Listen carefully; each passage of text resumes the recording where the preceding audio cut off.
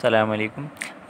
Taylor series के बाद हमने यूलर्स मेथड देखा था और यूलर्स मेथड के बाद जो है वो अब हम ये रंजकुता मेथड ऑफ ऑर्डर 4 डायरेक्टली हम ऑर्डर 4 का आर के मेथड कर रहे हैं। रंजकुटा मेथड भी कहलाता है ये और आर के 4 मेथड भी ये कहलाता है। इसका ऑर्डर 4 डायरेक्टली इसलिए देख रहे हैं क्योंकि एक तो ये कि क्लासिक आर के 4 मेथड भी कहलाता है और इसके साथ साथ इसकी जो एक्यूरेसी है वो बहुत ज़्यादा अच्छी है। यानी अगर हम बात करें आर के 1, आर के 2, आर के 3 की, तो for the sake of just understanding मैं कह रहा हूँ, लेट सपोज़ कि अगर आर के 1 में 90% एरर आर के 1 से आता है, आर के 2 से अगर आपके पास जो है वो एरर कम होकर 70% हो जाता है, आर के 3 से एरर कम होकर अगर 50% रह जाता है, तो आर के 4 से एरर कम होके 5% रह रहा है। तो आर के 5 अगर आप जाएंगे तो आर के 5 से जो है वो एरर बहुत ज़्यादा और यानी देखिए सिग्निफिकेंस कितनी थी कि 90 से अगर 5 पे आ गया तो अब जो एरर है वो 4.9 रह गया परसेंट। आर के 6 में जाएंगे तो मे बी के 4% रह जाए, आर के 7 में जाएँ आप अप टिल आर के 100 तक भी चले जाएँ तो शायद 1% रह जाए। तो बात यह है कि आर के 4 की ये एक बहुत अच्छी बात यह है कि बहुत तेज़ी से ये एक्यूरेट जो भी आंसर होता है ये उसकी तरफ कन्वर्ज करता है। बहरहाल ये सारी चीज़ें जो है वो केस टू केस वेरी भी हुआ करती हैं, तो इसलिए हम रेट ऑफ कन्वर्जेंस या रेट ऑफ एक्यूरेसी को तो बहुत ज़्यादा डिस्कस नहीं कर रहे। आर के 4 मेथड जो है वो हम डायरेक्टली ये सॉल्व करना सीख रहे हैं। ये फार्मूला मैंने लिखे मेरे सामने, are K1 equal to H into F of X N comma Y N, K2 equal to H into F of X N plus H divide by 2 into comma Y N plus K1 divide by 2 and so K4 तक की values हैं। Y N plus 1 equal to Y N plus 1.1 divide by 6, K1 plus 2K2 plus 2K3 plus K4। ये एक formulae हैं इसके are के 4 के, जिसमें आप समझ लें इस चीज़ को कि हमें एक स्टेप खाली इवेल्यूएट करने के लिए, यानी अगर जिस तरह यूलर में क्या होता था कि अगर आपको 1 से 1.1 पे जाना है तो 0.1 के स्टेप साइज़ के साथ एक ही स्टेप के अंदर वर्किंग हो जाएगी, ठीक है, एक ही स्टेप के अंदर आंसर आ जाएगा। जबकि आपको अगर आर के 4 से वर्किंग करनी है तो आर के 4 में K1 K2 K3 K4 evaluate होगा, फिर जाके आंसर आएगा, ठीक है।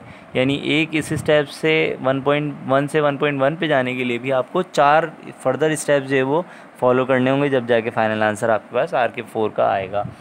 तो बहरहाल ज़ाहिर है इसकी वजह से एक्यूरेसी भी काफ़ी ज़्यादा हो जाती है, लेकिन किस तरीके से हम काम करेंगे ये देखते हैं। Let suppose you have to solve the differential equation dy by dx equal to x square minus y that is subjected to condition y of 0 equal to 1, and you have to evaluate the value of y at point 2, यानी point 2 पे अब आपको value evaluate करनी है by taking h equal to 0.1, यानी 0.1 अब आपको लेना है। इसका मतलब क्या होगा कि हमारा टोटल 2 स्टेप्स के अंदर आंसर आएगा। 0 से हम स्टार्ट करेंगे तो पहले स्टेप में 0.1 पे आंसर आएगा, यानी ये सारी वर्किंग आप करेंगे पहले 0.1 पे आंसर आएगा, फिर दोबारा ये वाली वर्किंग जो है वो कंटिन्यू करेंगे तो 0.2 पे आंसर आएगा। तो ये कुछ है आपके पास कि 2 स्टेप्स के अंदर आंसर आता है। एग्ज़ाम पॉइंट ऑफ व्यू से अगेन मैं यहाँ पर भी डिक्लेयर करूँगा कि मैक्सिमम मैं आपको जो क्वेश्चन दूंगा उसमें 2 स्टेप्स होंगे। अच्छा, 0 से 0.2 आ रहे हैं तो 2 स्टेप लग रहे हैं, लेकिन अगर मैं कहता आपको आपके पास y ऑफ 0 है गिवन 5 के इक्वल और आपको जो है वो y ऑफ 0.4 इवेल्यूएट करना है, तो आप यहाँ पे स्टेप साइज़ चेंज कर लेंगे खाली। अगर मैं आपको स्टेप साइज़ दे दूँ बहरहाल किसी फॉर्म के अंदर कि 0.1 है तो वो तो एक अलग बात है, आपको तो 4 स्टेप्स के अंदर यानी ये सारी वर्किंग 4 मरतबा करनी होगी, वो एक अलग बात है। लेकिन अगर स्टेप साइज़ ना गिवन हो तो आप 0.2 कंसिडर करेंगे ताकि 2 स्टेप्स में आपके पास आंसर आ जाए।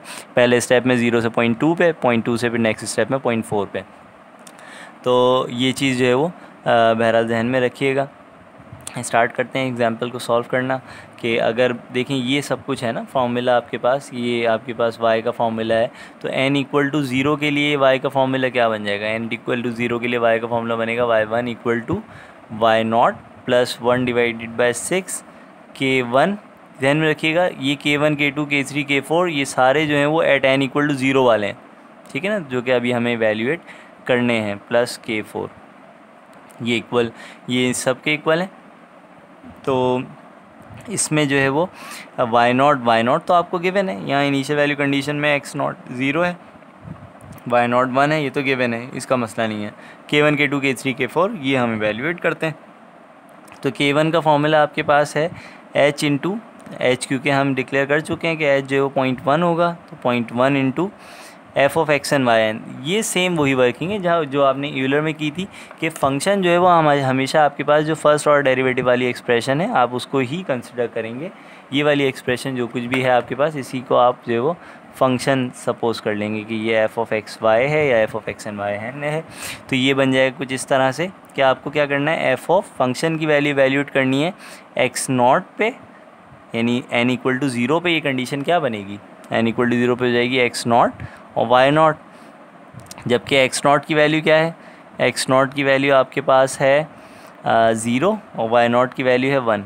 तो बेसिकली हमें क्या करना है, फंक्शन के अंदर x की जगह 0 रखना है और y की जगह 1 रखना है।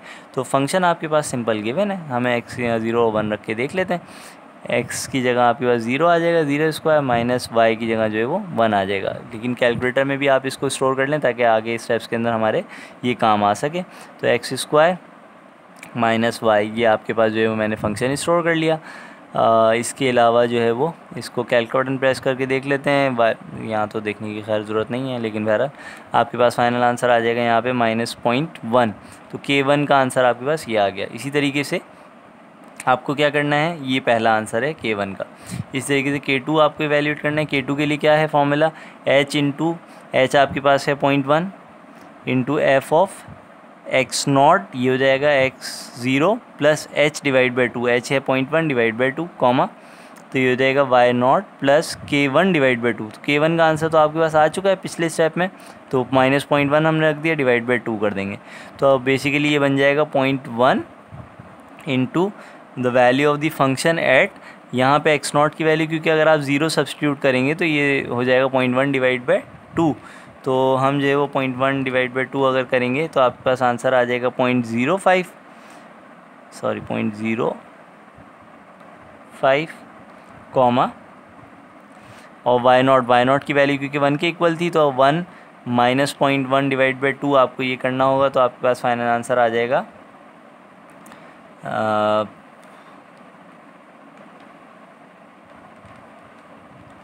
फाइनल आंसर आपके पास आ गया है 0.95। ठीक है, तो ये आपके पास आंसर आ रहे हैं, यानी फंक्शन की वैल्यू आपको इवैल्यूएट करनी है 0.05 और 0.95 पे, यानी x की जगह आप रखेंगे 0.05 और y की जगह रखेंगे 0.95। तो ये बेसिकली हो जाएगा, थोड़ी सी जगह कम है लेकिन मैं यही लिखना चाह रहा हूँ कि ये हो जाएगा 0.1 इंटू, क्योंकि फंक्शन है एक्स स्क्वायर माइनस वाई, तो ये हो जाएगा 0.05 का स्क्वायर माइनस वाई यानी 0.95। कंफ्यूज मत होइएगा, ये स्क्वायर नहीं है, पिछले स्टेप का लिखा हुआ है हमारे पास। ठीक है, तो हमारे पास जो है वो कैलकुलेटर के अंदर क्योंकि वैसे ही फंक्शन स्टोर तो हुआ है, आपके पास जो है वो कुछ फंक्शन था एक्स स्क्वायर माइनस वाई, ये कैलकुलेटर के अंदर हमने रिकॉल कर लिया। इसको कैलकुलेटर प्रेस करेंगे, वाई की वैल्यू है 0.95 और एक्स की वैल्यू पहले पूछ रहा था, ये दोबारा से देख लेते हैं। एक्स की वैल्यू है 0.05 का स्क्वायर, या डायरेक्टली हम यहाँ से देख रहे हैं। ठीक है, फंक्शन सेव हुआ है 0.05 है एक्स की वैल्यू और वाई की वैल्यू है 0.95। ठीक है, तो ये फाइनल आंसर आपके पास आ गया -0.9475, मल्टीप्लाई करेंगे 0.1 से तो आपके पास जो है वो फाइनल आंसर आ जाएगा इसका -0.0948। ये आ गया K2 का आंसर। ठीक है, तो K3 के आंसर के लिए अगेन K3 का फॉर्मूला देखेंगे। K3 के फॉर्मूले में अगर आप गौर करें कि ये जो x का जो भी वैल्यू है, x की जो भी टोटल हमने x0 plus h divide by 2 calculate किया वो सेम है। ठीक है ना, y0 पे चेंज हो रहा है, यानी y वाली पोजीशन पे एब्सीसा जो है इसका सेम है, लेकिन ऑर्डिनेट इसका चेंज हो रहा है क्योंकि यहाँ पे K2 डिवाइड बाई 2 होगा। अब तो K2 आपके पास इवैल्यूएट हो चुका है। K2 आपके पास यहाँ है, मैं अपनी याददाश्त के लिए लिख लेता हूँ यहाँ पे -0.0948 आपके पास K2 है। K3 का फॉर्मूला हो जाएगा 0.1 into the value of the function at same 0.05, यहाँ लिखने की ज़रूरत नहीं है, दोबारा आप चाहें तो लिख लें लेकिन बहरहाल लिखने की कोई ख़ास ज़रूरत नहीं है। यहाँ हो जाएगा y0 plus K2 divide by 2, तो K2 है -0.0948 डिवाइडेड बाई 2, ये बेसिकली आपके पास होगा। तो 0.1 the value of function at 0.05 comma, यहाँ पे आपके पास ये बन जाएगा कुछ y0 की वैल्यू तो 1 है, तो आपके पास ये बनता है 1 प्लस और क्योंकि यहाँ पे वैल्यू है माइनस में 0.0948 डिवाइडेड बाय 2 हम कर रहे हैं, तो कैलकुलेटर में मैंने कर लिया है सॉल्व, आप अपने पास देख लीजिएगा। ये आंसर आ रहा है 0.9526। ठीक है, अब हमें क्या करना है, अगेन इसी कैलकुलेशन को जो आपके पास फंक्शन था उस फंक्शन के अंदर सब्सटीट्यूट करेंगे। फंक्शन में x की जगह पे 0.05 रखेंगे और y की जगह पे 0.9526 रखेंगे। कैलक बटन प्रेस करते हैं, x की जगह पे 0.05 और y की जगह 0.9526 ये हमने रख दिया। इसे मल्टीप्लाई भी कराना है हमें 0.1 से, तो फाइनल आंसर आपके पास आ जाएगा -0.0950। ये आ गया K3 का आंसर। ठीक है, इसी तरीके से K4 का आंसर इवैल्यूएट करेंगे। K4 के लिए होगा h into F of X N plus H है, तो यहाँ हो जाएगा x0 प्लस एच और y0 प्लस K3, ये आपके पास है। तो आप देख सकते हैं h की जगह 0.1 आएगा, f ऑफ x0 तो 0 है, h की जगह 0.1 आ जाएगा यहाँ पे, कॉमा y0 की जगह तो 1 है, तो 1 प्लस यहाँ -0.0950 ये रहेगा। तो इसका मतलब आप यहाँ लिख सकते हैं कि ये हो जाएगा 0.1, the value of function at 0.1 and 0.9050, ये आपको इवैल्यूएट करना है। तो कैलकुलेटर के अंदर जो है वो हमें इस फंक्शन पे दोबारा आ गया, हम x की जगह पे 0.1 रख देंगे और y की जगह पे आपके पास आ जाएगा 0.9050। तो फाइनल आंसर आपका बनता है -0.8950। अच्छा, मल्टीप्लाई बाय 0.1 भी करना है हमें, मल्टीप्लाई बाय 0.1 भी करना है, तो ये आंसर हो जाएगा आपके पास -0.0895 K4 का आंसर। ठीक है, K4 के आंसर को, इन तमाम आंसर्स को जो है वो हम क्या करेंगे, तमाम वैल्यूज़ को अपने फॉर्मूले y1 के अंदर सब्स्टिट्यूट करेंगे। y1 का फॉर्मूला आपके पास था y0 plus 1 divide by 6 K1 plus 2K2 plus 2K3 plus K4।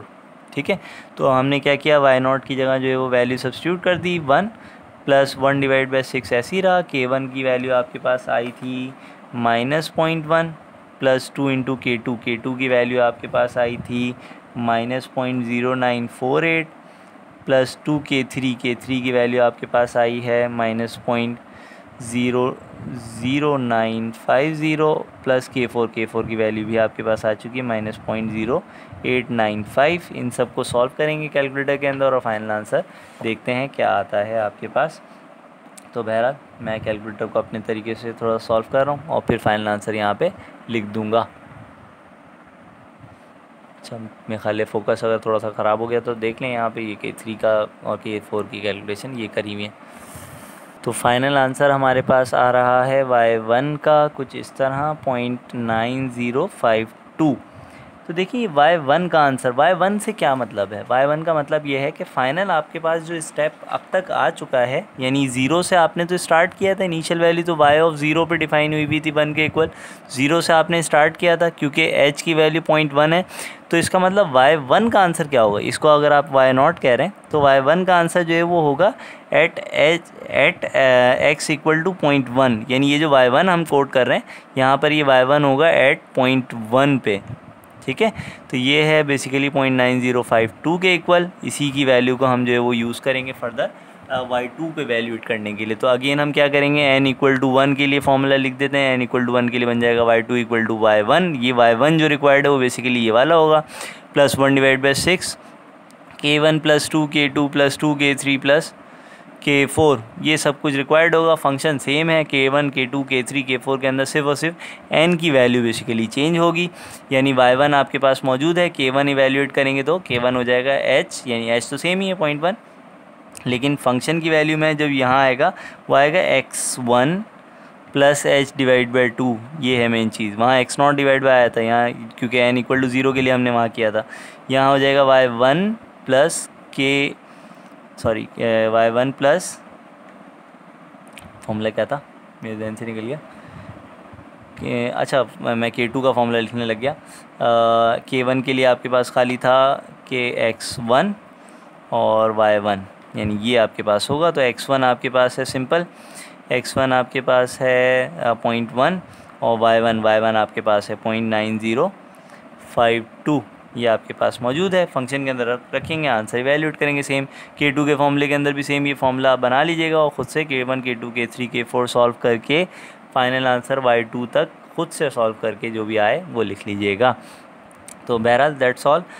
बस RK4 मेथड के अंदर सिर्फ समझने की बात ये है कि नॉर्मली तो एक ही स्टेप आपको दिया जाता है कैलकुलेशन चेक करने के लिए, लेकिन मैक्सिमम 2 स्टेप्स दिए जा सकते हैं कैलकुलेशन को कंक्लूड करने के लिए, फाइनल आंसर इवैल्यूएट करने के लिए। लेकिन जहन में रखिएगा हम ज़्यादा स्टेप्स भी इसके कर सकते हैं, बस सिर्फ और सिर्फ आइट्रेशंस बढ़ जाएंगी। कैलकुलेशन यानी नंबर ऑफ़ कंप्यूटेशन जो भी है इसके अंदर हम K1 K2 K3 K4 हर स्टेप के अंदर कैलकुलेट कर रहे हैं, ये थोड़ी सी हमारी नंबर ऑफ़ कंप्यूटेशन बढ़ जाती हैं। अदरवाइज़ इसके अलावा तमाम चीज़ें हमारी सेम ही रहती हैं। So that's all of the solution of the ordinary differential equation. 3 method मैंने आपको कराए हैं, 2 मेथड आपको सोल्यूशन करने मैंने एज एन असाइनमेंट दिए हैं। 2 में से भी मैंने आप लोगों को जैसे कहा है कि मॉडिफाइड यूलर्स मेथड तो लाजमी आपको करना है। पिकट्स जो कर लेगा तो होपफुली कि मैं उसे बोनस मार्क्स वगैरह कुछ देख लूँगा, लेकिन अगर नहीं कर पाएंगे तो बहरहाल उसके मार्क्स डिडक्ट मैं नहीं करूँगा। अगर नहीं हो पाएगा तो बहरहाल उसकी भी वीडियो मैं अपलोड कर दूँगा नेक्स्ट कभी ना कभी। नेक्स्ट टॉपिक हमारा होगा solution of partial differential equation. तो उस हवाले से भी समझ लेते हैं क्या क्या हमें जो है वर्किंग देखनी है। फ़िलहाल तो यही है। Thank you so much. Allah हाफ़िज़।